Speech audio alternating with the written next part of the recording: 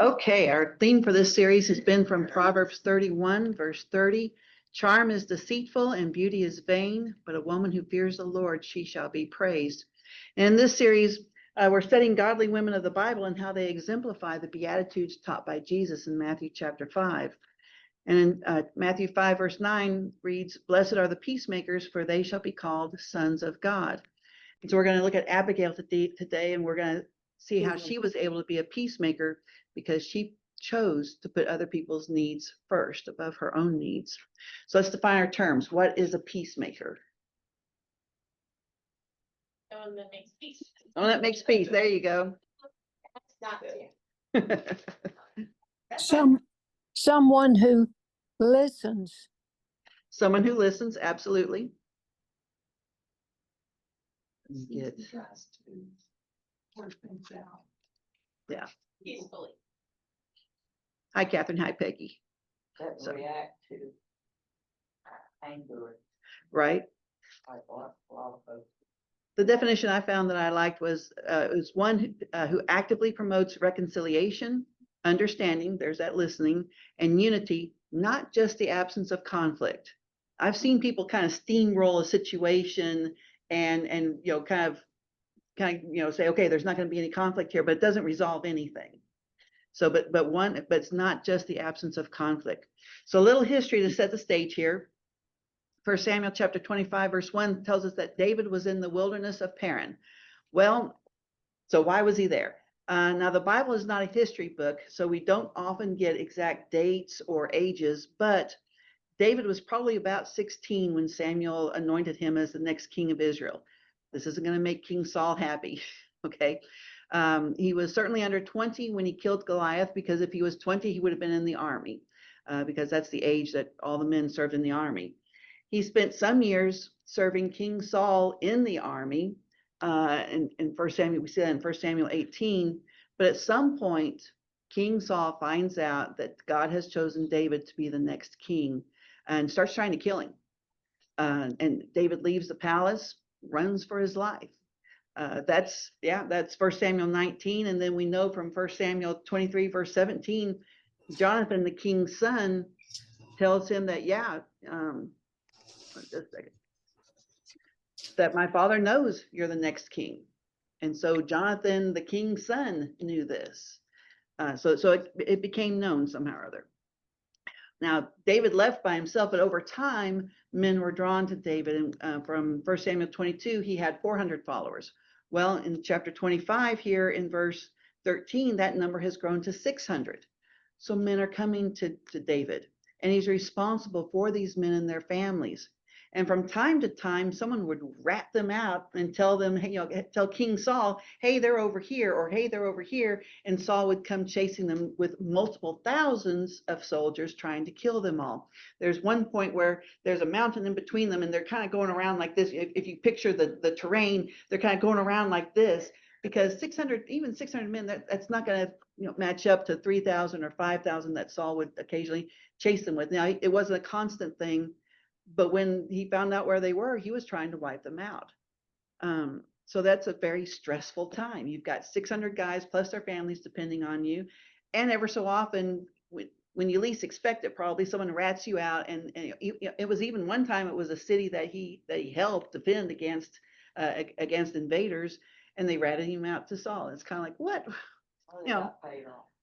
Something. But so it's a stressful time. Now we know from 2 Samuel chapter 5 that David became king at age 30. And it's estimated that Saul chased him around for about 4 to 7 years. So at this time in 1 Samuel 25, which is where we are this morning, David is in his mid to late 20s. That's terribly young. That is painfully young. Okay. And these years of being chased by Saul were a difficult, frustrating time for David, when he faced various temptations. And in my opinion, God was training him to be the king that he needed to be. Psalm 105, verse 19 is specifically speaking of Joseph, but it's applicable to David. It's even applicable to us. And it reads, until the time that his word came to pass, the word of the Lord tested him. So until, God got him into the right place at the right time, and God was carrying out his plan, God was testing him, building him up for that. He did that with Joseph. He did that with David. Probably does that with each of us when we think back on our lives and where God has brought us. Kathy, Yes, ma'am. what was that scripture in Psalm? 105, verse 19. Thank you. Mm-hmm. All right. So I hope everyone had a chance to read 1 Samuel chapter 25, because this is a great chapter. It's a wonderful story. History. It's a wonderful history. So David was hiding in the wilderness. Oh, yeah, he was hiding. So let's go ahead and read 1 Samuel 25, verse 2 through 8, please. Now there was a man in Maon whose business was in Carmel.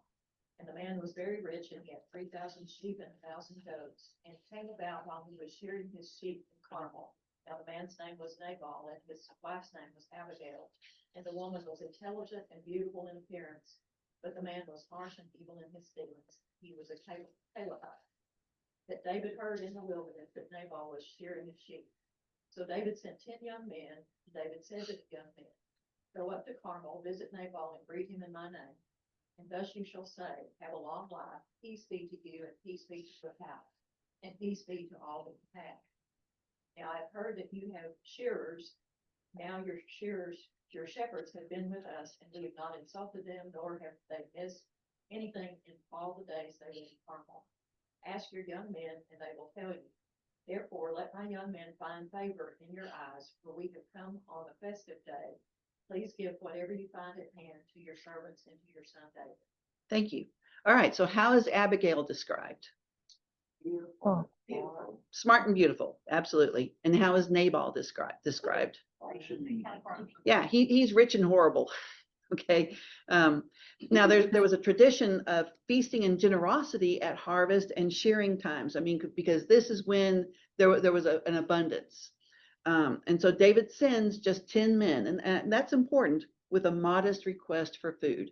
We don't want to take anything from you, but there's always an overabundance of food at this time, and it was customary to be very generous at this time, because you're reaping the rewards of a year's work, right? With the shearing, with the harvesting. And we see from verses 9 to 12 that Nabal responds with insults. He says, "Who do you think you are? You're just a rebellious servant. This is all mine, and I'm not sharing." And the young men report back to David. Uh-oh. All right, so let's go ahead and read verses 13 to 17 and then 21 to 22, please.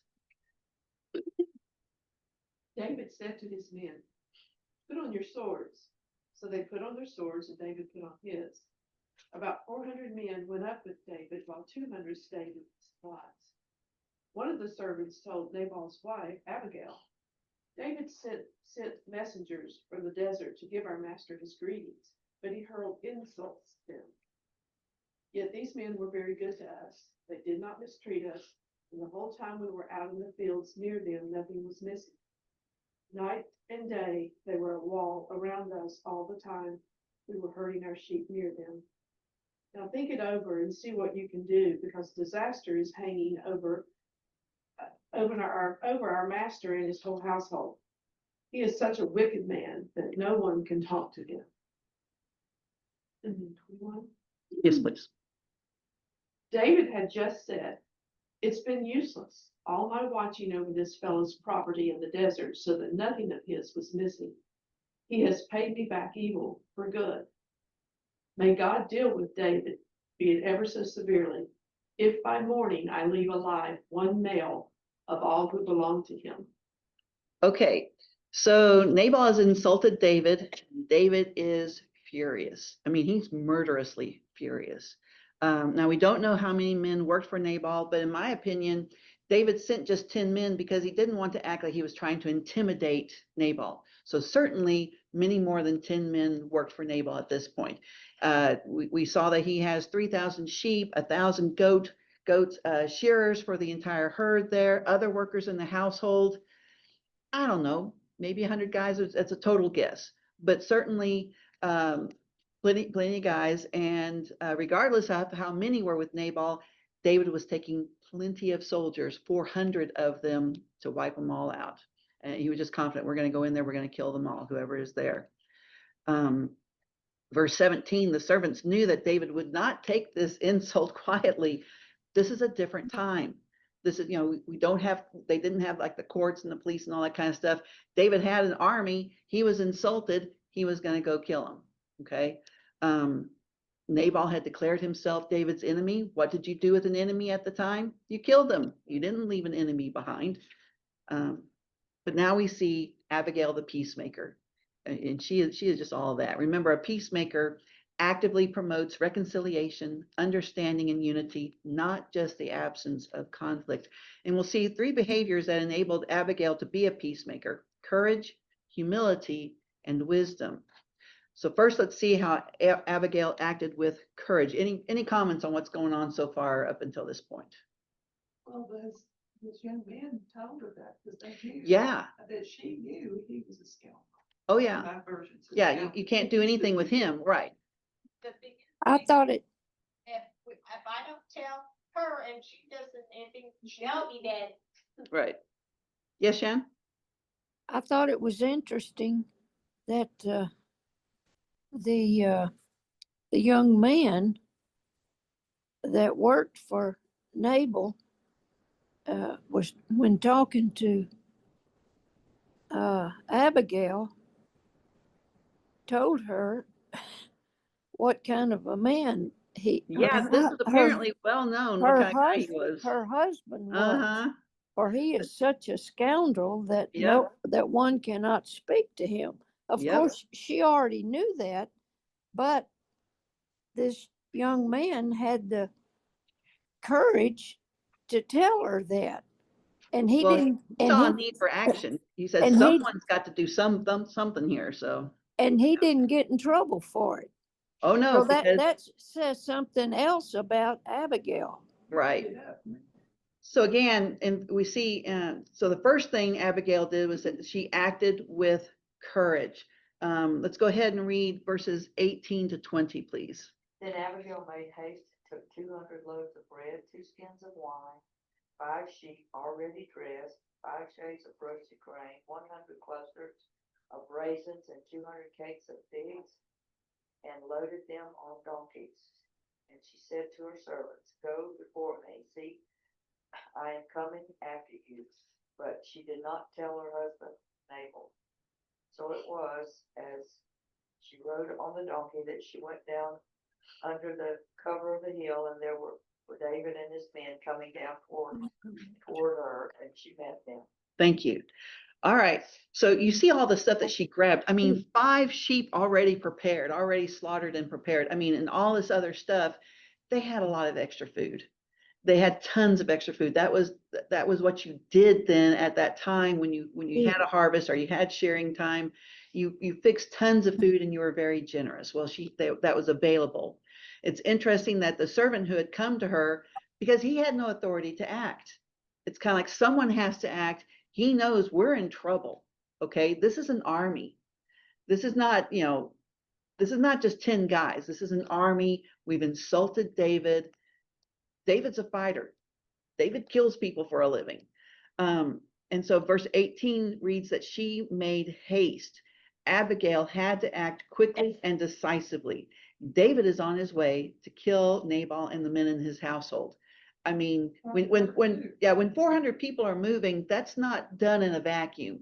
I mean, they can see, someone's either reported or they knew what was going on, and it's kind of like, there's 400 guys coming this way, and they're hot. They're You can probably see the dust stirring up. probably. well, the shepherds already knew. Yeah, the shepherds knew how many people there were. The shepherds knew what kind of men they were. They were good to you if you were if you were good to them, but if you weren't good to them, that was a whole different story. All right, verse 19 reads that she did not tell her husband Nabal. Abigail had to act alone. And this is why I don't read commentaries. I've read commentaries that criticize her for acting, for not telling her husband. I'm kind of like, he was worthless. We already know he was worthless. What was the point in telling him? And again, the Bible is its own best commentary. And we know from verse 36 that he was already well on his way to getting stinking drunk. So not only is he just worthless, he's halfway to totally drunk already. So she doesn't bother telling her husband. Verse 20 reads that David and his men came down toward her. Now remember, this is David and 400 angry armed men. Okay. You talk about someone acting with courage. They are marching toward her. They're not out for a stroll. This is an army marching toward a battle. 4 times in Joshua chapter 1, God commanded Joshua, be strong and courageous. Not because Joshua was all that, not because the army of Israel was that strong or the strength of the army, but because God was with him. And I wonder, this is the history here. For Abigail, this is history. And I'm wondering, was she remembering that? Was she praying to God and remembering that God, be strong and courageous? I wonder if she was just thinking that to herself, because that's what God commanded Joshua 4 different times in the first part of Joshua. And I wonder if she remembered that promise, I'm with you, from God, as she's approaching these men, because she doesn't hear from God directly. She knows her history. She knows how God treats his people that are faithful. And I can just imagine, I would be shaking. 400 guys. It's kind of, they could just, walked right over her and never even noticed. Okay. But she goes out to meet them. I mean, that takes a lot of courage. She probably also knows that David was anointed as king. Yeah, that became known. I mean, something like that, once it starts getting known, that's not going to be quiet. And her because husband has insulted him. Yes, because David was working for King Saul as a soldier, as a commander in his armies. He lived in the palace. He was married to the king's daughter, and then he takes off in the middle of the night. And it's kind of like, that's the kind of gossip that's going to get around everywhere. What happened? Why'd that happen? And then King Saul, in following him, wipes out one village of priests who he thinks helped David. I mean, 70 priests are just, killed, and their families, and they're kind of like, what is going on? So there's just a lot of tension going on in the kingdom at this point, and the information gets out there. So, but 1 Corinthians 16:13 tells us, be on the alert, stand firm in the faith, act like men, be strong. God calls us to courageous action when we have an opportunity to act as peacemakers. It's not easy. I mean, when you see people, when you see something kind of building up, I just want to kind of like, that's nothing to do with me. I'm just going to kind of go over here. Abigail and the other women probably would have been fine because, I mean, it's David. He's not that kind of person, but she acted and she walked toward or rode her donkey toward 400 angry armed men. That is just amazing. Yeah. Yeah. Any comments on Abigail's courage? Well, I think she was certainly a follower of God. Absolutely. And I do think that when you're faced with something like that, where you need your courage, you remember how God has acted in the past.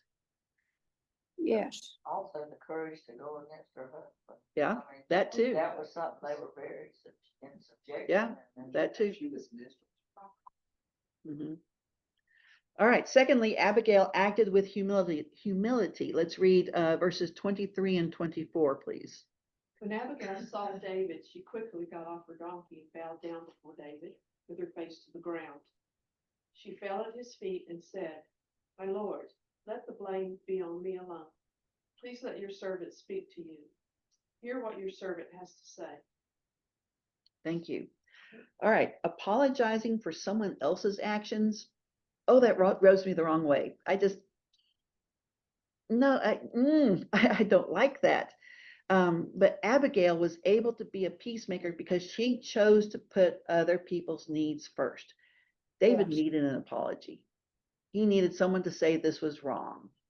Okay. Yeah. She had nothing to do with that. She didn't meet the young men that came. She had no idea that they had come until she was told by this other servant. She was in another area completely. But David had been insulted. He'd been embarrassed in front of his men because he said, just of course he'll share some small something with us. And it would be something that they couldn't have, out in the wilderness, and it would be a break from the monotony. And it was just something, and he's embarrassed in front of his men. And Abigail took the responsibility for that and begged for forgiveness. the idea of apologizing for something that somebody else has done, oh, that I don't like that. I don't like that idea, but it takes humility to be a peacemaker. Let's read Daniel chapter 9, verse 3, and then verse 5 and 6, please. Okay. Then I turned my face to the Lord God, seeking him by prayer and supplications with fasting and sackcloth and ashes. And we have sinned and done wrong and acted wildly and rebelled, turning aside from thy commandments and ordinances. We have not listened to thy servants, the prophets, who spoke in thy name to our kings, our princes, and our fathers, and to all the people of the land. What were those? Thank you. verses again? That was Daniel chapter 9, verse 3, and then verse 5 to 6. That entire chapter of Daniel chapter 9 is Daniel going to God in prayer. He has, taken off his robes. I mean, he's a high official. He's second to the king. He's second to King Nebuchadnezzar. He has taken off the robes. He's put on sackcloth and ashes. He humbled himself before God. And he comes to him saying, we have sinned. We, Israel, we have sinned. We, Israel, have not listened to the prophets. That wasn't Daniel's sins. Daniel is the one who was thrown in the lion's den because he prayed and he kept praying. But we see Daniel's humility and sorrow over sin that caused separation between God and Israel. And that humility continues through the entire chapter. It's we and us. He never says they. He says, they did this, they did that. But he says, we have sinned. And Daniel realizes that even if he didn't do those specific sins, he still struggles with sin in his life. I mean, we can never say, oh, they have sinned and not me. No, we can't say that. I mean, actually, there's a parable about that somewhere, okay? About, oh, this other guy is the sinner, not me. But again, Daniel took on responsibility that I would look and say, that's not his. But he approached God in that humility, saying, we have sinned. I know I'm part of that sin. He hadn't done all these specific things that he listed. They said, I'm part of that culture. And I need to come to God in humility to ask God to try to make peace between God and Israel, to try to approach God for that peace. Think about how much Moses prayed on. Oh, yeah, on behalf of the people. Let's go ahead and read Philippians 2, verse 5 to 8, please. This attitude in yourselves, which was also in Christ Jesus, who, although he existed in the form of God, did not regard equality with God a thing to be grasped, but emptied himself, taking the form of a bondservant and being made in the likeness of men. Being found in appearance as a man, he humbled himself by becoming obedient to the point of death, even death on a cross. Thank you. Jesus humbled himself to take on the cost, the responsibility of our sins, to make peace between us and God. And so when it comes to telling someone, hey, I'm so sorry that this happened, or praying to God, God, we as a nation, we've sinned, we need your forgiveness. And just to see Jesus as our example, humbling himself and taking on the responsibility of my sins, because there needs to be peace between me and God if I'm going to have any hope at all, right? And I need to remember these examples and humble myself when I approach God in prayer. And it's not that hard to be humble about my own sin, say I messed up.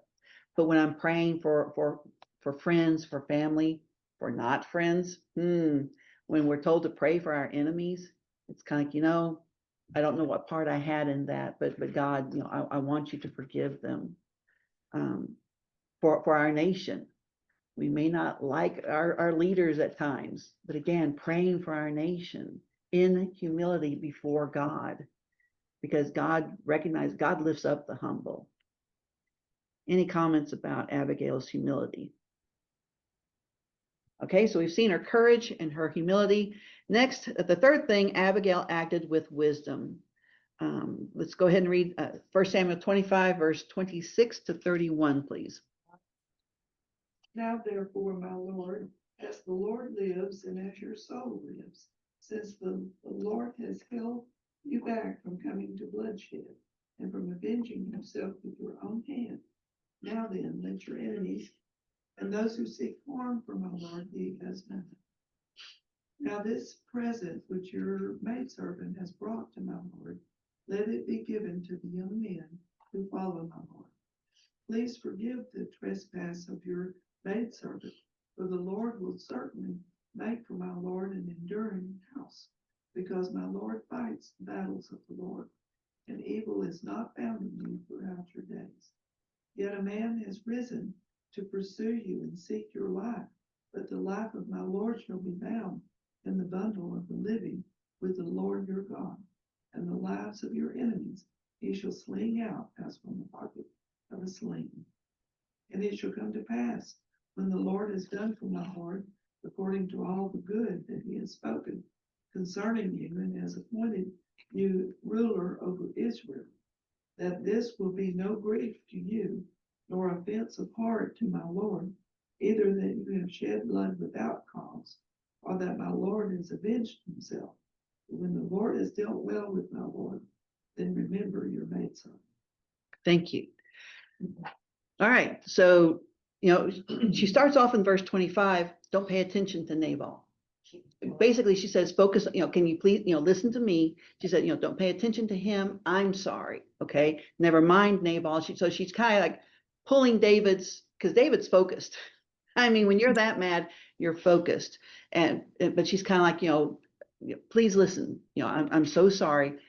Please hear what I have to say. Verse 26, Abigail reminded David that there were other times when he could have avenged himself. In fact, in chapter 24, he has a chance to kill King Saul, and he doesn't, because that's not who he is, the one who avenges himself.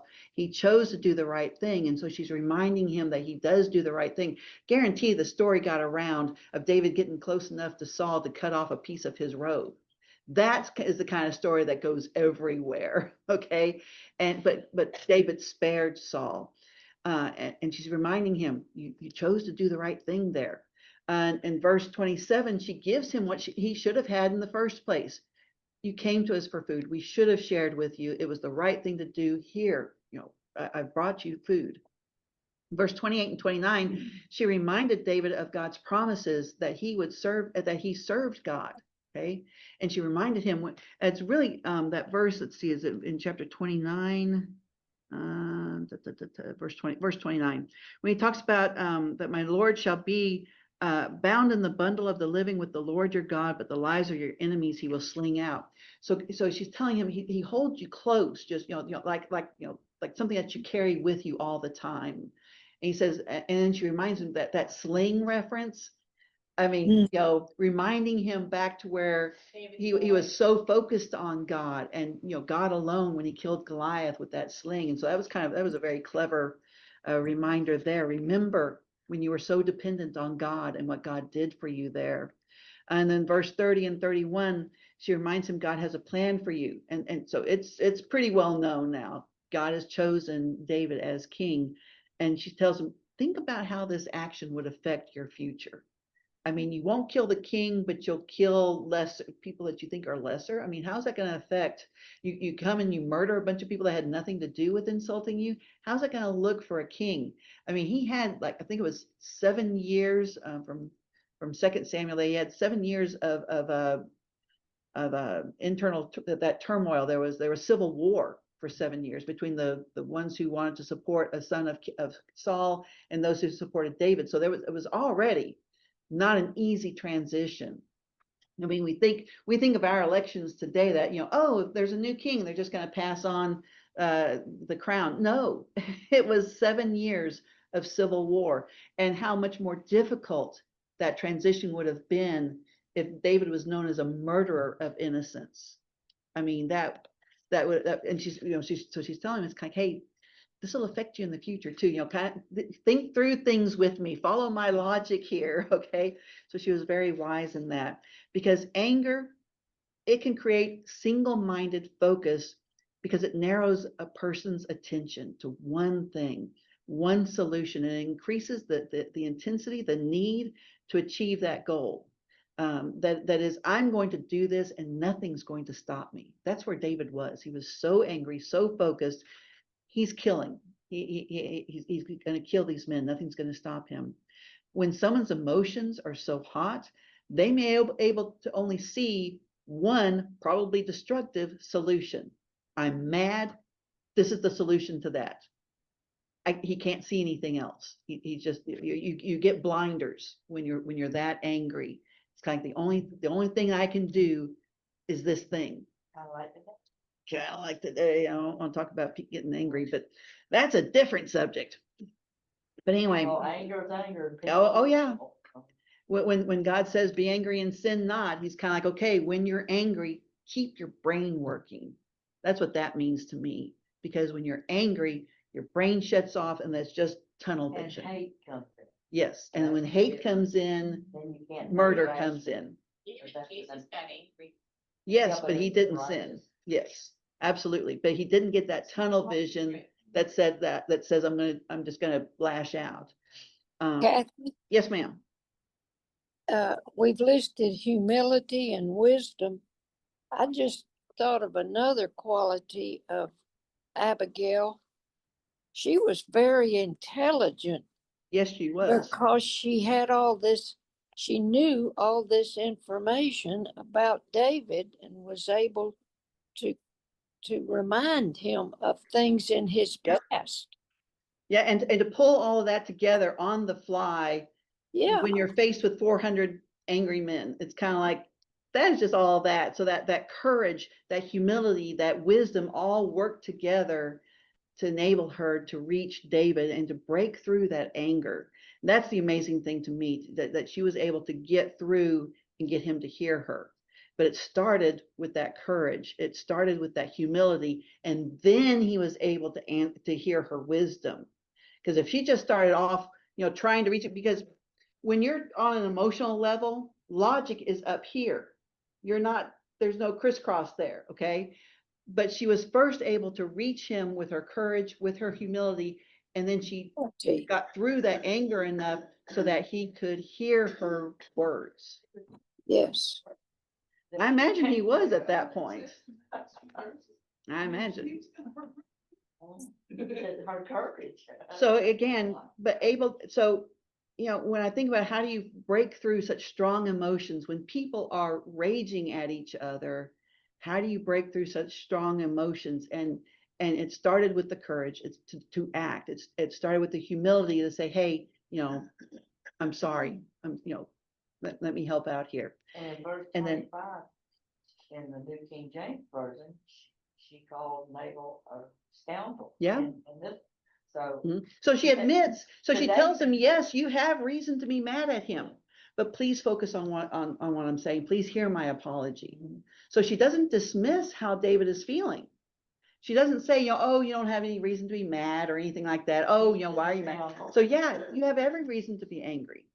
And never read a commentary that criticizes her for saying that, because she couldn't just ignore that David was angry with him and still get through to David. Because if you're trying to reach someone who's angry and you tell them, why are you angry? You don't have any reason. You're not going to reach anybody. Yes. Yes. So she did 3 things to break his focus on his anger, because again, he is single-minded. I'm killing people. First, she focused on meeting his needs. You came to us for food. Here's food. You're angry because you didn't get what you should have gotten. Here it is. Okay, whatever that is. Second, she took responsibility, even though it wasn't her doing. Verse 24, I'm sorry this happened. I'm sorry you're hurt. I'm sorry you're embarrassed. It had nothing to do with her. She had no idea it went on, but she took that responsibility. And third, she told David, don't focus on why you're angry. Think of the purpose God has for you and consider how your actions will affect that purpose. It's kind of like, I know you're mad. You have every reason to be mad, but think of how your actions are going to affect those around you, because I know you're following God. And so she is able to reach David. Let's look at the results in verses 32 and 33, please. Then David said to Abigail, blessed is the Lord God of Israel, who sent you this day to meet me, and blessed is your advice, and blessed are you, because you have kept me this day from coming to bloodshed and from avenging myself with my own hand. Thank you.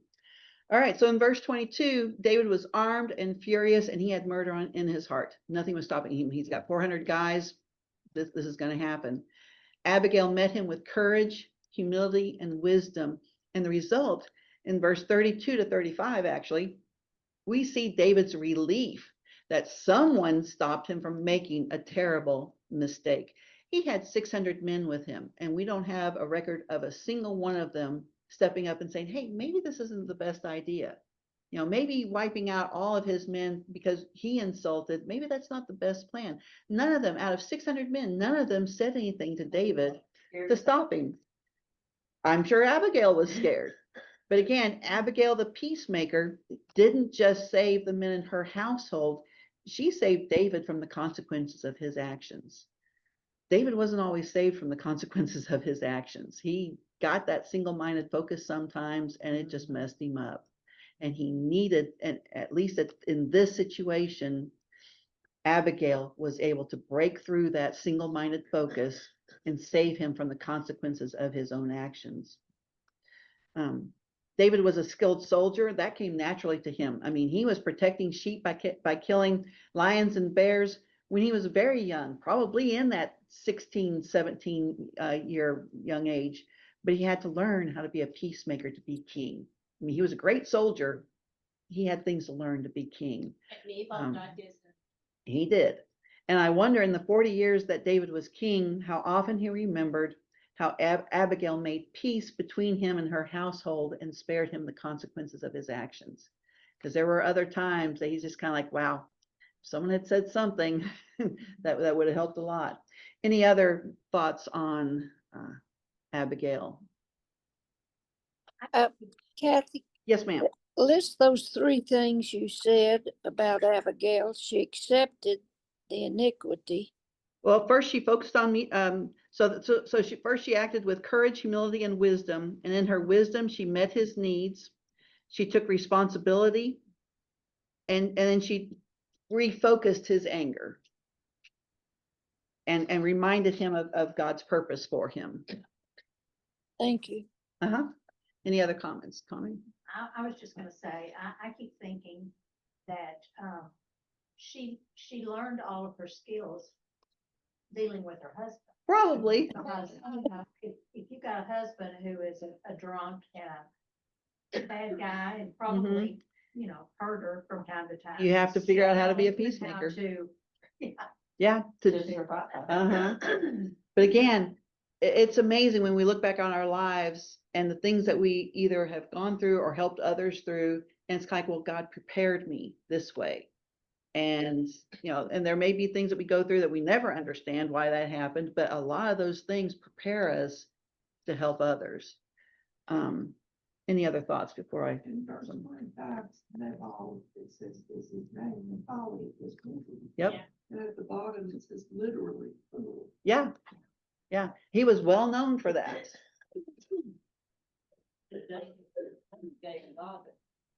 Yes. Absolutely.